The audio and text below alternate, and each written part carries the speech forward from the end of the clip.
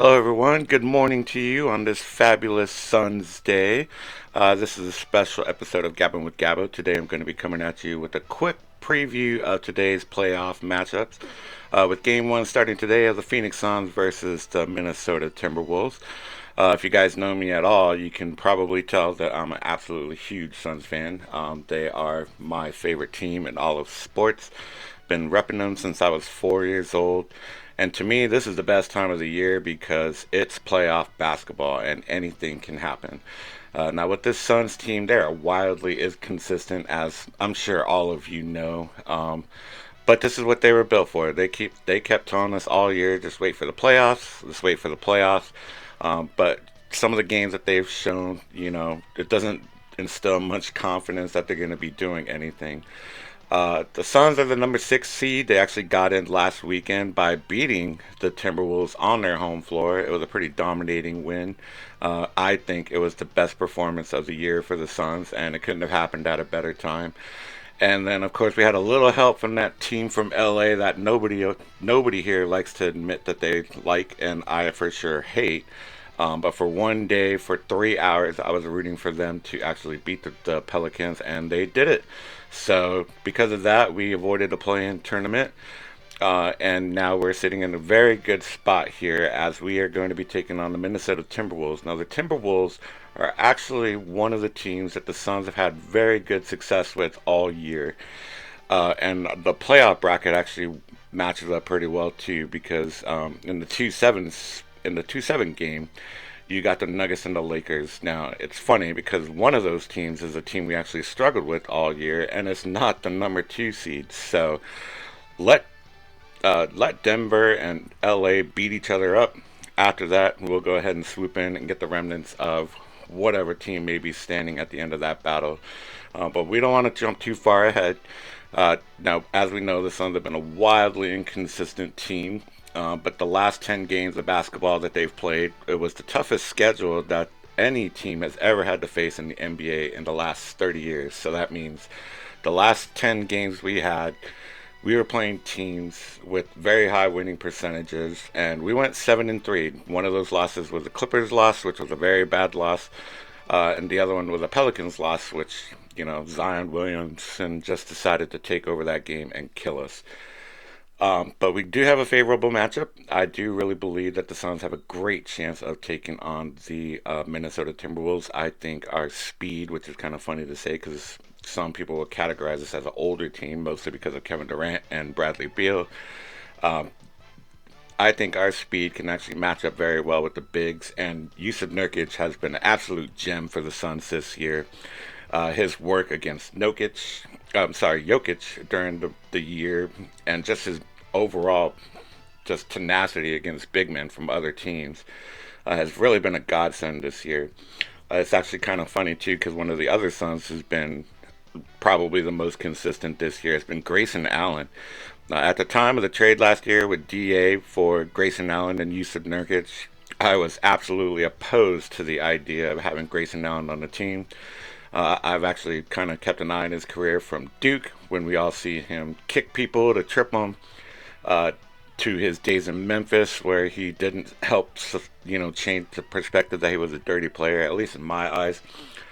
And then, of course, that foul he had on Alex Caruso that broke his wrist and, kind of sent the Bulls into a tailspin that year.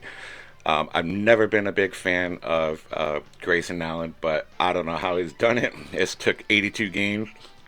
But my liking from him has gone from not very much at all to at least somewhat.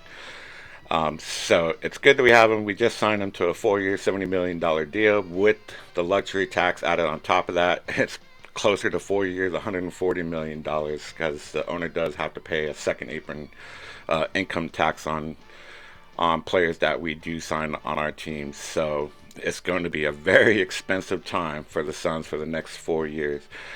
But looking at the matchups, this year we went 3-0 against the Timberwolves. All three games were great. The Suns played absolutely perfect offense in the first game. They destroyed them. The second game, it was more of a defensive struggle, but The Suns' tenacity on defense showed very well in that game too. In the second game, which was just a couple of weeks ago here in Phoenix, and then of course the last game of the season where the Suns just said enough of this.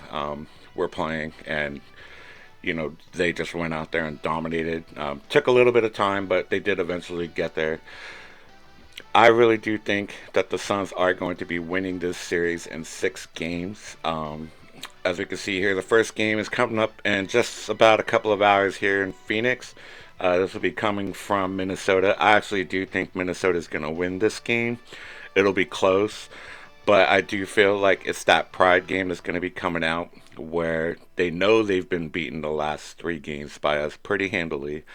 Anthony Edwards has been absolutely shut down. It does show that he does average 26 points for the season, but against the Suns, the 3 times that he's played, I don't have it right in front of me, but I don't think he got 20 points in either one of those games, and he struggled very mightily, along with Nas Reed.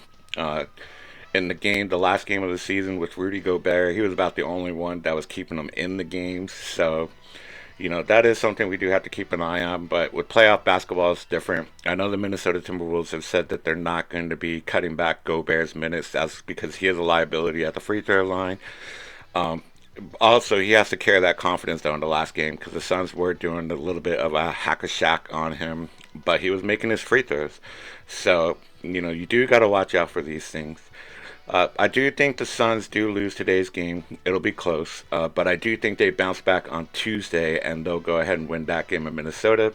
They'll come back to Phoenix on Friday the 26th, where I think we'll win that game here.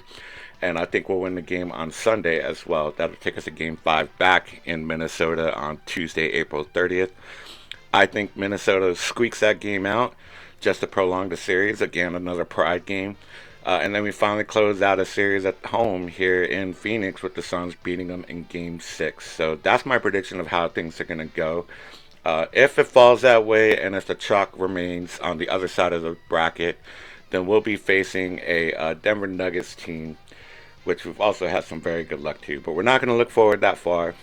We just want to keep the eye on the prize, which is the next game, the game right in front of us. But I really do think we have a good chance at winning it. Bradley Beal, Yusuf Nurkic, they're going to be big in this season. Bradley Beal has absolutely turned it on the last 10 games or so, especially the last 2 against the Kings and against the Timberwolves. I really do think he's been the heart and soul of this team. He seems to be the only one that has fun on the court, actually emoting and showing, gestures that he's into this. The big complaint about Bradley Beal has been he's injury prone, but we also got to remember that he played on a Washington Wizards team where usually by the last 10, 15, sometimes even 20 games of the season, they were so far out of contention that they just sat him to not risk any injury going forward to the next year. So I think we do have to take that into consideration. I think having a week layoff really helps the Suns. Kevin Durant gets the rest he needs. Bradley Beal gets the rest he needs. Eric Gordon, Grayson Allen, they get the rest that they need because they've been stalwarts the whole season. Kevin Durant's actually coming off the season where he's played the most games in I think the last 10 years. So the questions about his health may be a little bit overstated because this has been his most consistent year. He's been probably our best player. But in order for us to go far in the playoffs and to have any kind of success in this series, we really need Devin Booker to step it up. His comment at the end of the loss to the Clippers a couple of weeks ago, where they said he was just chilling, that kind of set off a little bit of fear in Suns fans. I'll say it, that wasn't Devin Booker's best moment, but I have belief in him. I don't think frustration is setting in. It did feel like it through the year that frustration was definitely setting in with this team, and it seemed to be aimed a lot at the coach. Do I think Frank Vogel was the right hire? No, but we're here now, and it's really up to this team. Are they going to play in spite of the coach that they have? Are they just going to show their raw talent? Are they just going to show that the Big Three wasn't a mistake and having them here in Phoenix was the right move to get us to that championship that's eluded us for the entire existence of the Suns? I really do think that game one, it's going to be rough. So have your pens ready, have your liquor ready, have your beer, have your snacks, all that. Just, don't freak out too much if we happen to lose this game. It'll be very nice if we do. That will go a long way, especially in the psyche, I think, of the Minnesota Timberwolves if we can squeeze this one out. But realistically, I do think that a team has lost three times to the same team and during the regular season in convincing fashion and in different ways for each one of those games. It's really going to light a fire in the Timberwolves players and then in the fans, of course. So if this was a game at home for the Suns, I would think no problem. But because it is on the road, this one's going to be tough. So don't get too down if the Suns don't win this game. It's a long series. It's going to be a dogfight. But I really do think that the Suns can take this as long as we get the consistent play from Bradley Beal that we've gotten over the last couple of weeks. That Yusuf Nurkic can shut down Rudy Gobert to some extent. And obviously, the main focus is going to be Anthony Edwards. If we can keep him in check like we have during the regular season, the Timberwolves are going to have a really tough time beating the Suns in this series. So we got a very favorable matchup. Uh, so the fun is just beginning. This is my favorite time of the year, playoff basketball. I absolutely love it. The bracket has worked out pretty well for the Suns. If we can get through this series, I don't want to look too forward, like I was saying before, but Thunder Pelicans, that should be a good matchup. Very young teams, very fast teams, so that is going to be some high scoring stuff there. I am not sold on the Thunder yet. Um, Everybody always brings up this experience in the playoffs kind of things, but I mean, to me, it's basketball. These guys know how to play basketball. It's a game to them. I know it's obviously serious and they get paid lots of money to do it, but there's only one way to get experience, and that's actually go through it. And 21, 22, when the Suns made their finals run, nobody thought that the Suns were going to be in the finals at all. And then the next year, obviously, we won 64 games, and everybody thinks the Suns are gonna just steamroll themselves into the finals, and we get beat by Luka the Ho and the Dallas Mavericks. Now the Mavericks are playing the Clippers this year. The Clippers, I think, are another wildly inconsistent team. They have a big three of their own, maybe even call it a big four with Harden, Paul George, Kawhi Leonard, and Russell Westbrook.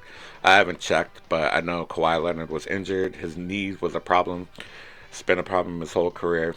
I like Kawhi Leonard, but obviously he plays for an LA team, so I hate him.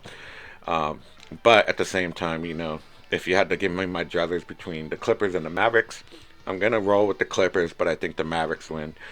Going back to the first bracket between the Pelicans and the Thunder, Zion just pulled a hammy. He didn't play the second playing game, but the Pelicans still found a way to win. I think that's about as far as that story goes. I think the Thunder handle him pretty well. It goes 5 games, and then on to the next for them, where I think they will be playing the Mavericks. Where I think the Clippers and Mavericks, that will go 7, with the Mavericks pulling it out. Suns and Timberwolves, I think Suns and 6, as I discussed earlier. And in the other bracket, we got the Nuggets and the Lakers. That one should be tough too. Anthony Davis is Anthony Davis. LeBron is LeBron.